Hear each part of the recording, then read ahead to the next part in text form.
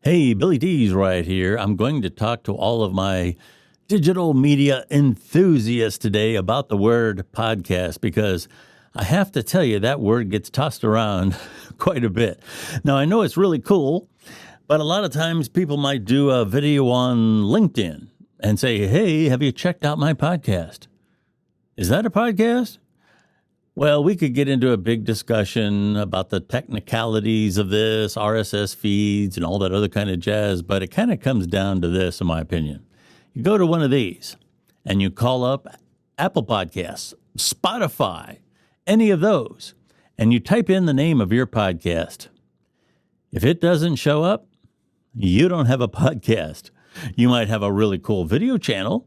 You might have a really cool social media account. And all those things are great, but you don't have a podcast. Now, why is this important? Well, we often hear what is termed the new media, and podcasts are very much a part of this.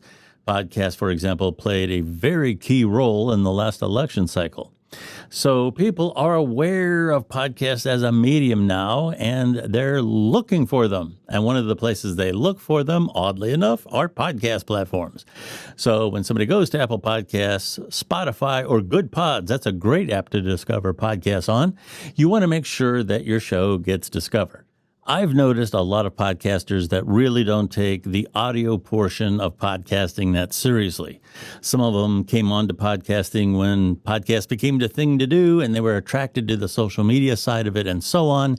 And audio is almost kind of like an afterthought, but you really have to be aware of a number of different things in terms of podcasting in that audio is important. Now, it always has been to me because I'm an audio enthusiast and I'm very passionate about it. You don't have to be an audio geek like I am in terms of your podcast, but you want to make sure that your podcast at least sounds good. If you're listening to your podcast on an audio platform and it sounds like you recorded a conference call, or you've just taken the audio off of a video and dumped it onto a podcast platform, you might want to reconsider that and take a little bit more time to produce your audio. Another important thing to remember about audio content is that audio content has to be able to stand on its own in terms of the messaging for the audience. For example, if you are playing a video, the audio of that video should be able to convey what's happening in that video.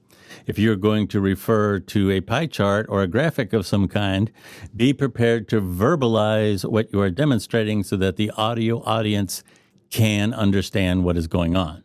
And lastly, just to toss this out there, I'm kind of from the old school. I believe the spoken word is an art form. Don't be afraid to do some dedicated audio podcasts once in a while. There's something very intimate about your voice traveling just an inch or two into a microphone and going right into someone's ear. You got to keep in mind that podcasts are generally listened to very passively, while people are commuting or while they're on the treadmill or doing the dishes or what have you.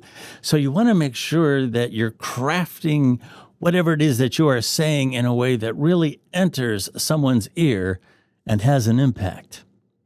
I'm Billy Dees, and that's my opinion about podcasting.